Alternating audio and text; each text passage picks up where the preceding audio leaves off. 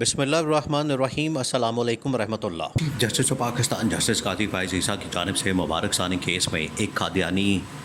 کی ضمانت کے کیس میں جو ریمارکس دے دیے گئے ہیں یا فیصلے کے اندر جو حکم نامے کے اندر ان کی جانب سے باتیں لکھوا دی گئیں، آخر کار چیف جسٹس قاضی فائز عیسیٰ کو ان باتوں سے الگ ہونا پڑا، ان سے پیچھے ہٹنا پڑا، اور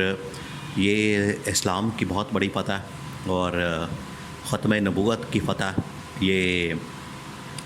حرمت نبوت کی فتح اور قرآن کی فتح، کیونکہ جس طریقے سے اس فیصلے کے اندر، اس حکم نامے کے اندر قادیانیوں کو اپنی مرضی کے مطابق پروموٹ کرنے کی، اپنے عقائد کو پروموٹ کر کے کسی بھی جگہ پر اس کی پروموشن کی، ترویج کی یا تبلیغ کی اجازت دے دی گئی تھی، اس کو کسی صورت بھی پاکستان کے آئین کے اندر نہیں مانا گیا۔ آئین کے اندر بڑا واضح طور پر لکھا ہوا ہے، اور یہ سپریم کورٹ آف پاکستان کو اس بات کو سمجھنا چاہیے تھا۔ جو 3 ججز بیٹھے ہوئے تھے، جس کے اندر قاضی فائز عیسیٰ اور باقی اس کے اندر 2 ججز نعیم اختر افغان اور ساتھ میں جسٹس امیر الدین، ان کو سمجھنا چاہیے تھا کہ یہ بڑا سینسٹیو کیس ہے،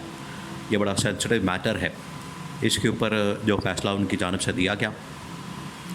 بعد میں اس کو واپس لینا پڑا، بعد میں ان کی جانب سے معافی مانگی گئی اور بعد میں معافی مانگ کے تو اس فیصلے کو واپس لینا پڑا۔ اب یہ جو مبارک ثانی کیس ہے، اس کی وجہ سے اسلام آباد کے اندر بہت بڑی تعداد میں مذہبی جماعتوں کے لوگ اکٹھے ہو گئے، اور اس کو باقاعدہ طور پر سپریم کورٹ آف پاکستان میں سنا گیا، اور اتفاقاً اس طرح سے ہو گیا کہ جس دن یہ مذہبی جماعتوں کے لوگ وہاں پر اکٹھے ہو گئے، اسی دن عمران خان نے اپنا جلسے کا بھی اعلان کیا تھا، تو عمران خان کو جلسے سے ٹال دیا گیا۔ لیکن ان مذہبی جماعتوں کے لوگوں کو ٹالنا بڑا مشکل ہے، اور ویسے بھی یہ ہمارے ایمان کا حصہ ہے، ہمارے عقیدے کا حصہ ہے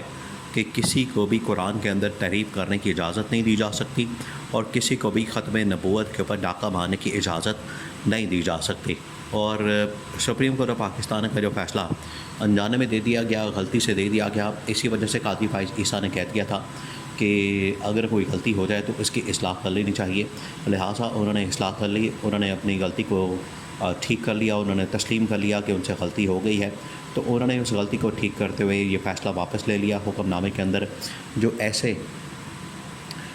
لائنیں شامل کر دی گئی تھیں، جو ایسی باتیں شامل کر دی گئی تھیں جن کے اوپر اعتراض تھا، اس اعتراض کو واپس لے لیا گیا، اور تمام مکاتب فکر کے لوگوں نے آخرکار جمعے والے دن یوم تشکر کا اعلان کیا۔ دیکھیں، یہی آئین اور قانون کی جیت ہوتی ہے، یہی آپ جب اپنی جدوجہد کرتے ہیں دلیل کے ساتھ، جب آپ اپنی جدوجہد کرتے ہیں دلائل کے ساتھ، اس کو مانا جاتا ہے۔ اب عمران خان جو اپنی جدوجہد کر رہا ہے، جس طریقے سے آئین اور قانون کی دھجیاں اڑائی جاتی ہیں، جس طریقے سے آئین اور قانون کو پامال کیا جاتا ہے، جس طریقے سے آئین اور قانون کو روندا جا رہا ہے پچھلے تقریباً 3-3.5 سال سے، اور خاص طور پر پچھلے 1 سال سے جب سے عمران خان کو پابند سلاسل کیا ہے، تب سے مسلسل پاکستان میں آئین اور قانون کی دھجیاں اڑائی جا رہی ہیں، آئین اور قانون کو پامال کیا جا رہا ہے، آئین اور قانون کے مسلسل دھجیاں اڑا کے تو پاکستان میں جو ایک آئینی اور قانونی طور پر انسانی حقوق کو بھی پامال کیا جا رہا ہے، جمہوریت کو بھی پامال کیا جا رہا ہے، عمران خان اس کی بحالی کے لیے جدوجہد کر رہا ہے۔ عمران خان اپنی جو جدوجہد کر رہا ہے وہ ساری اس کی بحالی کے لیے، اور بڑی پرامن انداز سے عمران خان جدوجہد کر رہا ہے۔ دیکھیں، عمران خان نے اس دن جب جلسہ کرنا تھا تو عمران خان کو کہہ دیا گیا کہ وہاں پر مذہبی جماعتوں کے لوگ آ کر بیٹھے ہیں، آپ پیچھے ہٹ جائیں، آپ اپنا جلسہ ملتوی کر دیں، آپ اپنا جلسہ کینسل کر دیں۔ تو عمران خان نے ذرا بھی چونچا نہیں کی، عمران خان نے ذرا بھی اس کے اوپر کوئی غصے کا اظہار نہیں کیا۔ عمران خان نے بالکل اسٹیبلشمنٹ کی بات مانی، اسٹیبلشمنٹ کی ہاں میں ہاں ملائی، اور اسٹیبلشمنٹ کو اس بات کا یقین دلایا کہ آپ بے فکر ہو جائیں، پریشان مت ہوں، جہاں پر پاکستان کی بات ہوگی، جہاں پر اسلام کی بات ہوگی، جہاں پر فوج کی بات ہوگی، تو میں پاکستان کی فوج کے ساتھ کھڑا ہوں، میں پاکستانیوں کے ساتھ کھڑا ہوں، میں سپریم کورٹ کے ساتھ کھڑا ہوں، میں اسلام کے ساتھ کھڑا ہوں، اور انسانی حقوق کے ساتھ کھڑا ہوں، اور امن و امان کے ساتھ کھڑا ہوں۔ یہ عمران خان نے جو پیغام دیا ہے، اس سے واضح طور پر ثابت ہوتا ہے کہ عمران خان کسی قسم کا انتشار، افراتفری، ملک کے اندر خلفشار پیدا نہیں کرنا چاہتا۔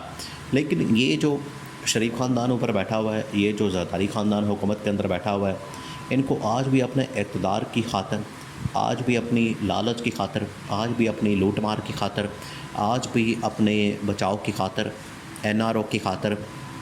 دوڑیں لگانی پڑتی ہیں. اور ملک کے اندر اگر انتشار پھیلتا ہے، ملک کے اندر اگر خلفشار ہوتا ہے، ملک کے اندر مہنگائی ہوتی ہے، ملک کے اندر بے روزگاری ہوتی ہے، ملک کے اندر کاروبار تباہ ہوتا ہے، ان کو اس بات کی فکر نہیں ہوتی. ان کو صرف فکر ہوتی ہے اپنے اقتدار کی، اپنی پاور کی، اپنے اختیارات کی، اپنی حکومت کی. اس کے علاوہ ان کو کسی قسم کی کوئی فکر نہیں ہوتی. تو یہ بنیادی فرق ہے عمران خان کے درمیان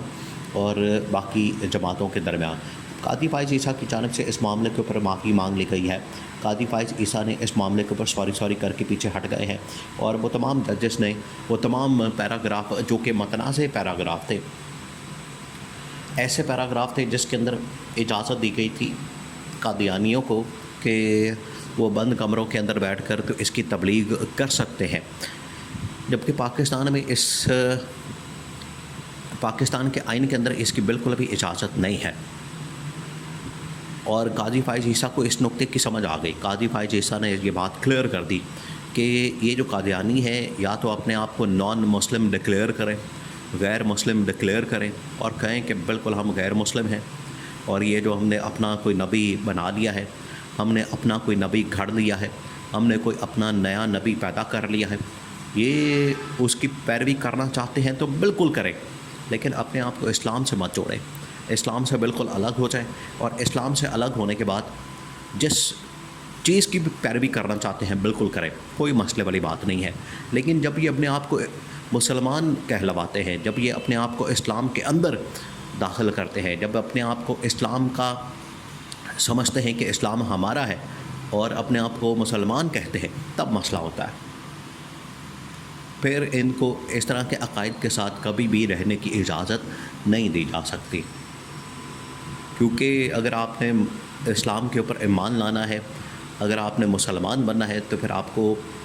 اللہ تعالیٰ کی وحدانیت کے اوپر، توحید کے اوپر، اور اس کے بعد ختم نبوت کے اوپر، اور